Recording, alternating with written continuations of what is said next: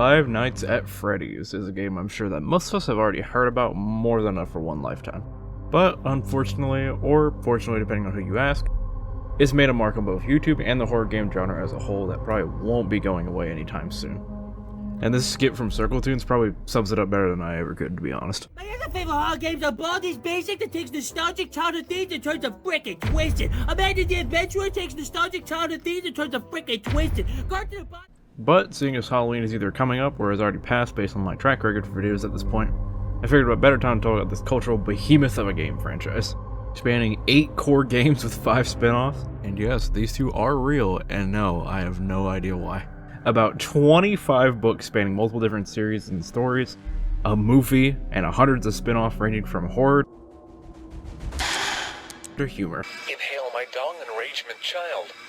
It shows that this franchise has made a huge impact off of that alone. And it goes without saying that horror games are probably the ones that got affected by this franchise the most. Noticing the things that made it stand out compared to its peers at the time and making sure to incorporate them into their future products or games. So let's quickly go over how FNAF began and became the huge juggernaut it is, how YouTubers and YouTube itself helped create that juggernaut, and the horror landscape and what it's become since then, and how specific games incorporate things that FNAF brought into the limelight. The year is 2014.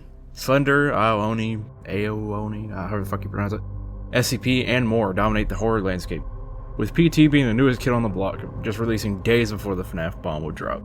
Scott Cawthon, a name that I'm sure everybody has heard at this point, had been a game developer for 2 years up to this point, releasing religious JRPGs and various other titles ranging from said JRPGs to games where you play as a sentient coffee machine, or a beaver lumber company. And that last one specifically unintentionally created a spark for Scott's overnight success. I'm sure you've all heard the story by now, but game reviewers talked about Chipper & Sons Lumber Co. and how it was unintentionally terrifying, or how the characters moved like animatronics. And I think we all see where this is going. Scott was on his last legs for game development. After 2 years of creating games to mostly positive reviews but not actual commercial success, he decided he'd take those criticisms to heart and make a game intentionally designed to be scary.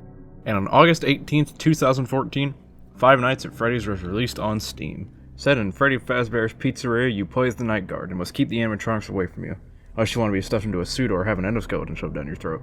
The game's not very clear which one you get though. I'll probably try to forcefully stuff you inside a Freddy Fazbear suit. They might try to stuff a metal skeleton into you. I wonder how that would work. And this game, while not being exactly polished compared to today's standards, excels at a few major points that really make it stand out compared to everything else in the landscape at the time. The game being set in a pizzeria with the animatronics being the threat as opposed to some zombie or robotic monster makes it stand out as it targets potential childhood nostalgia of Chuck E. Cheese and makes it horrifying. If it wasn't already horrific being in Chuck E. Cheese to start with.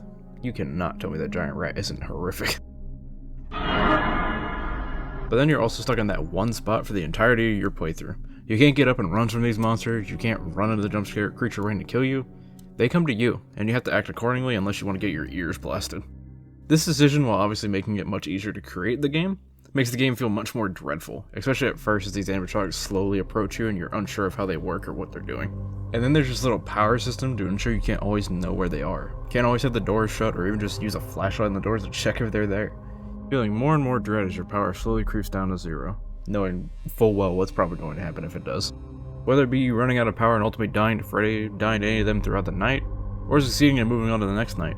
The feeling that these ends to your night bring are fantastically done, whether it be the frustration followed by a relief of losing a night, or the elation and yet again relief of winning the night are hard to replicate after your first time experiencing it. Anyone who's played FNAF 1 in its heyday knows the joy of hearing the alarm for 6 AM.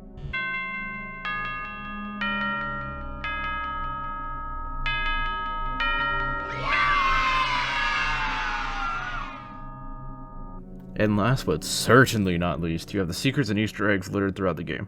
From a poster or pictures changing on the wall to endoskeletons and masks staring right at you through the camera, to the infamous Golden Freddy. This made sure that every player had some sort of different experience while playing the game. And these different experiences also obviously applied to YouTubers, who were quick to pick up and run with this game. From PewDiePie to Markiplier, Jacksepticeye, and even non-Let's Play channels like Game Theory. Everywhere you looked on YouTube, if it had to do with a game, you're probably at least aware that Five Nights at Freddy's was a new big name in the horror genre. With all these content creators talking about it and praising it, the game exploded and was by far Scott's best commercial release yet, with upwards of 2 million people owning Five Nights at Freddy's 1 at the time of me writing the script. Needless to say that the game far exceeds Scott's expectations, along with its quickly growing fan base. And this game specifically still has a massive presence on social media and the horror gaming community as a whole, with people still learning more hidden quirks and secrets about the game even today. Like for example, you can potentially win the game on the hardest difficulty, all the animatronics set to 20, just by sitting completely still.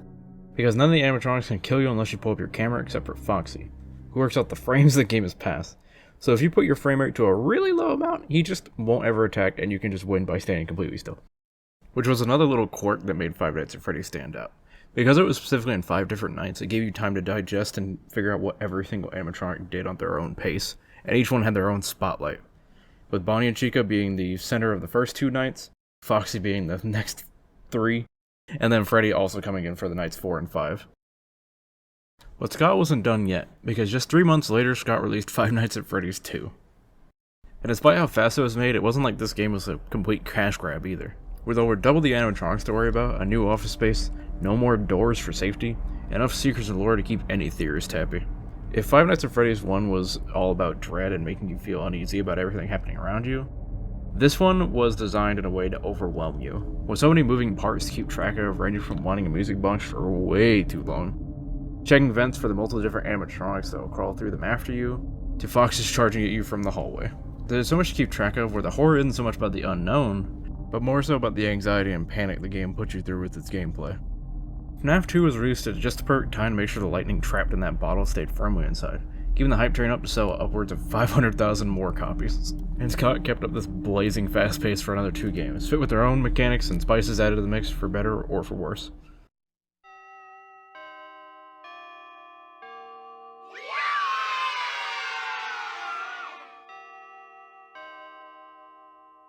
So now it's 2015. 4 games have come out in less than a year, a book was on the way, and FNAF settled into being the face of horror for the foreseeable future.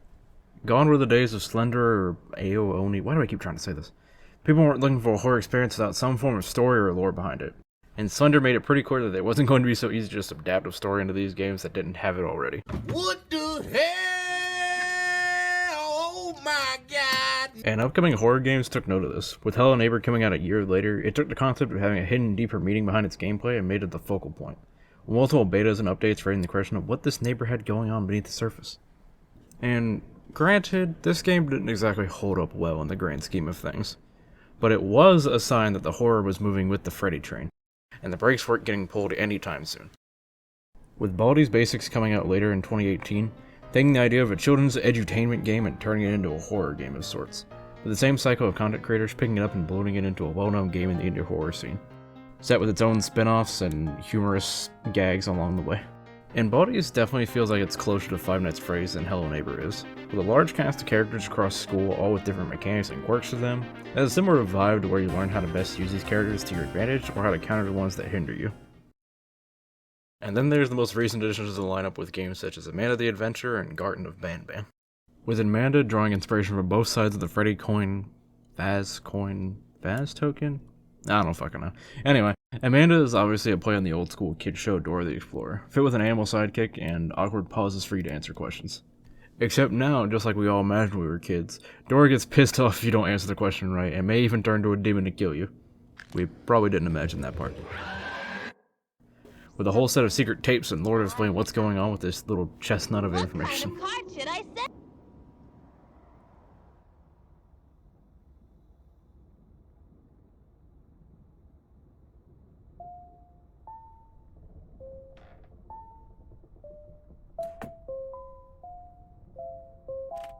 And then there's Banban, being set in a kindergarten with a more whimsical theme among their characters for the horror experience, and character models that I couldn't even begin to understand or describe what they're supposed to be or represent, outside of just straight up being some weird kindergarten creations with Play-Doh.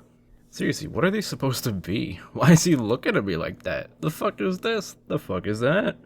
Is anything in this game meant to have a serious design? Joking aside though, despite the hate and general criticism this game gets, it really does have a few moments that help it stand out as more than just a shameless cash grab. At least to me. There's one scene in the first game in particular where this bird thing, seriously, I don't know what the fuck's going on with these designs, chases or observes you kind of throughout this area, and it's genuinely freaky to just see it slowly come towards you, but not coming too fast. It's toying with you some, playing with its prey before it viciously murders you with whatever appendages it has. And finally, the biggest shining example and probably the game that's made the most headway when it comes to mimicking the Freddy formula while also standing out from the rest of the crowd is Poppy Playtime. With a childlike environment and characters, secret lore behind the surface, and plenty of jump scares. Poppy Playtime could probably warrant its own video on how it's the successor to Five Nights at Freddy's, with all the usual suspects trying to play through it just like with FNAF all those years ago, and some of the scariest moments I've seen come out of a horror game in a long time. This vent scene in particular seems to scare everyone without fail, and it really goes to show that this new wave of horror isn't without merit. There's still plenty to be done with the format for those who are willing to take it in the right directions. This scene takes the praise I gave to that band section and does the exact opposite. Where the chicken flamingo thing sort of observes and stalks you, Huggy here is completely feral by comparison, going through these vents as fast as possible as he can to murder you. Nothing else matters to him, and you constantly hear him slamming around behind you, making you panic, and, more than likely, make you take a wrong turn or miss where you're meant to go at least once for that jump scare. I really can't emphasize enough how good this sequence is, and honestly I don't think Poppy Playtime or any other horror game that's come out recently has really topped this since. With all that being said though, let's quickly talk about some games that buck this trend, and I'll get out of your hair. The time of classic horror monsters like zombies, demons, and ghosts are mostly a thing of the past, barring some exceptions like Phasmophobia or Devour, keeping to a more traditional antagonist of demonic forces and ghosts, and breaking the Freddy trend, with their own formats to break the mold of the newly formed horror genre. And yes, I do recognize that Five Nights at Freddy's is animatronics that are possessed by ghosts, but you're not really seeing the ghosts, you're seeing the animatronics, so it's not like you're really getting haunted by a ghost. You know what I mean. Phasmophobia is a more puzzle-themed game where you find different types of evidence to identify a specific ghost, ranging from freezing temperatures to the ghost whispering in your ear through a box. Die. Lovely. And honestly, I love Phasmophobia. Essentially, it's two games wrapped in one in a weird way, where the first couple of sessions of this game is terrifying, with the right atmosphere, setting, everything to just get you in the right mood. Honestly, it's an experience all on its own, and if you have not played Phasmophobia, I highly recommend it just for that alone. But after those first few sessions, or even first few hours of the game, it turns into a great game to fuck around with friends. Fucking with cursed objects, or even just the ghost itself and dying like an idiot just for the fun of it. Phasmophobia itself has also spawned its fair share of clones, just like Five Nights at Freddy's, so it's definitely made its name well known across the horror community. And then there's Devour, which is definitely a more traditional indie horror game, where you mainly avoid the big battle level while completing a task that requires you to move around the location constantly, while difficulty slowly ramps up as you get closer to winning. This game mainly works off of the panic factor and jump scares, and it works just fine with those, and definitely keeps things fresh with the various different enemies with different traits and quirks to them. While the first two levels are relatively the same, the next two are completely different from one another and the first two, having whole new mechanics for the killer itself, along with the enemies and various tasks that you have to do around the map. And it really makes me excited for what the game's going to come up with next. There's also the AAA titles that still keep to the old traditions with zombies, vampires, and other awful nightmare creatures of Resident Evil. Even if the vampires are a little bit, you know. Let's move on now, please. Just get on to the next bit. We're almost done. We don't need to. Please, just get out of here. And honestly, the resurgence of Resident Evil and these other two games that I talked about earlier really show that even though the Freddy trend is still going strong, that doesn't mean that all other horror genres are out of the loop or just can't be successful, because all three of these examples have been wildly successful in their own right. But let's wrap this up. I've been here probably a little bit too long for both of our likings. The majority of indie titles are based around certain main characters or a cast that changes from game to game, with lore or story that isn't immediately on the surface that you'll more than likely never know unless you actively seek it out outside of the game itself through YouTube or other media. Circling all the way back to that Circle Tunes bit from the beginning of the video, it's extremely accurate to the landscape nowadays, and whether you find it better or worse now than it was then, it can't be ignored how much of an impact Five Nights at Freddy's has had on the horror landscape, and the impact it will more than likely continue to have moving forward. But I guess we'll just have to wait and see. I hope you enjoyed this video. Hopefully it comes out a little bit faster than usual. We'll see. But you're awesome. Hope you have a good day. Make sure you wash your cotton candy before you eat it. And have a nice life. Get out of my house. Goodbye.